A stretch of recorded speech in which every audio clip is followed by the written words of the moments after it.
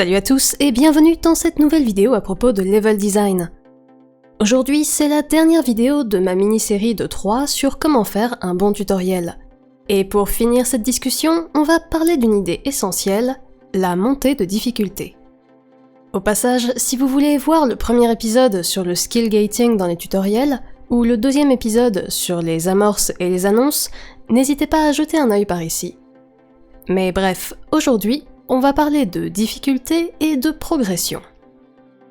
On l'a déjà dit plusieurs fois dans cette série, les jeux vidéo sont un type de média très particulier parce que ce sont des œuvres multimédia interactives dans lesquelles les joueurs ont un grand contrôle sur ce qui arrive et quand. Par rapport à des films ou des livres où on est un consommateur assez passif, ici on participe activement à l'histoire.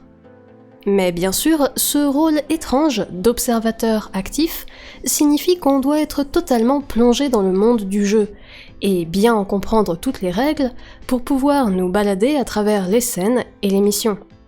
Il est donc important d'avoir de bons guides pour apprendre les secrets du jeu, depuis les fondamentaux jusqu'aux techniques les plus avancées. Et quand le jeu a un monde un peu dense, ça peut vouloir dire enseigner pas mal de choses aux joueurs. Parce que même si les gamers partagent maintenant une grammaire commune et ont quelques instincts sur certains éléments de gameplay grâce à des années d'expérience, il y a toujours un tas de mécaniques spécifiques à votre jeu et à votre monde, et celles-ci doivent donc être expliquées en détail. Comme on l'a vu dans les épisodes précédents, une bonne façon d'apporter de nouvelles mécaniques aux joueurs en douceur, c'est de les empiler petit à petit et de seulement suggérer la prochaine étape pour ne pas surcharger le gamer. Par exemple, dans l'excellent roguelite Hades, il y a bon nombre d'astuces à découvrir.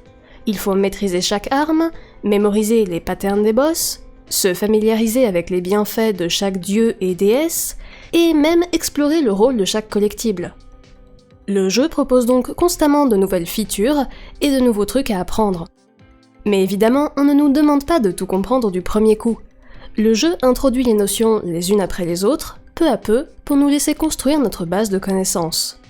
Et puis, Hades utilise aussi la fameuse astuce dont on a parlé précédemment, qui est de ne pas montrer quelque chose tant qu'il n'est pas accessible. Comme avec les améliorations d'armes qui n'apparaissent qu'une fois qu'on a débloqué tout l'arsenal et qu'on a récupéré du sang spécial. En même temps, Hades n'est clairement pas un jeu simple. Il est volontairement complexe dès le début, avec la plupart des difficultés présentes dès la première run. Ça a du sens dans le contexte d'un roguelite, mais pour beaucoup d'autres genres, ça serait un peu dur pour les joueurs, en tout cas comparé à leurs attentes. C'est pour ça que pas mal de jeux préfèrent présenter leur tutoriel dans un environnement protégé, en mode bac à sable. L'idée, c'est de réduire plus ou moins artificiellement la difficulté d'une mécanique ou les mauvaises conséquences d'un échec. Typiquement, beaucoup de jeux avec un système de combat ont cette scène d'intro d'entraînement où on se bat contre son ami ou son maître dans un faux duel pour se former aux rudiments du combat en toute sécurité. De la même façon, la plupart des platformers se servent de cette technique pour introduire de nouveaux principes sans décourager les joueurs. Un bon niveau de Mario, par exemple, se doit d'exposer le gamer à la nouvelle mécanique gentiment, sans aucun risque de mort instantanée. Et ce n'est qu'après, une fois le concept maîtrisé, qu'on est mis face à la vraie difficulté et à toutes les terribles conséquences d'un échec. Découpler la phase d'apprentissage de la phase d'entraînement est intéressant, parce que ça permet aux joueurs de mieux se concentrer et de d'abord appréhender la mécanique, sans stress, avant de doucement réintégrer le défi pendant qu'ils s'entraînent pour l'intérioriser.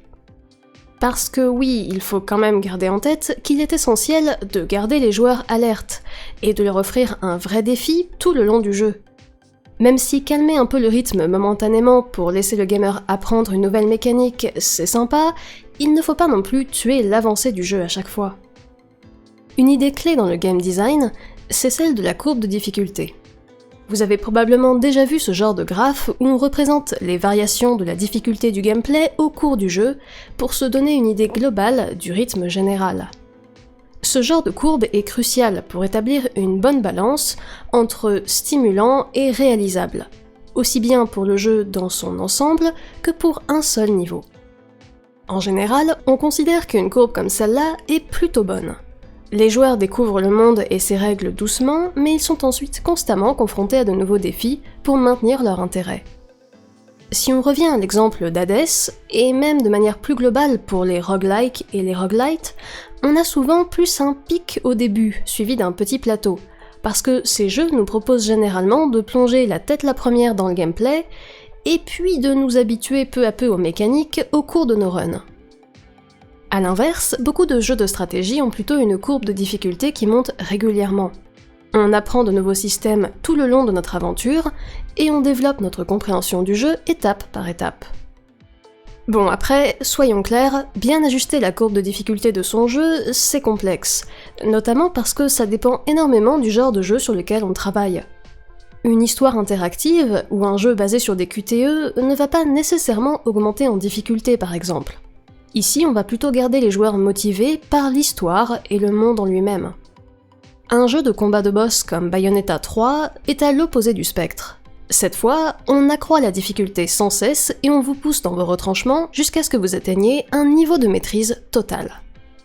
Autrement dit, contrairement au rythme qu'on a évoqué dans un épisode précédent de la série, il n'y a pas vraiment de choses à faire ou à ne pas faire pour la courbe de difficulté d'un jeu. Le design de cette courbe va définir l'expérience du jeu et son rythme, et c'est l'un des éléments de base qui va convaincre les joueurs de venir découvrir votre monde.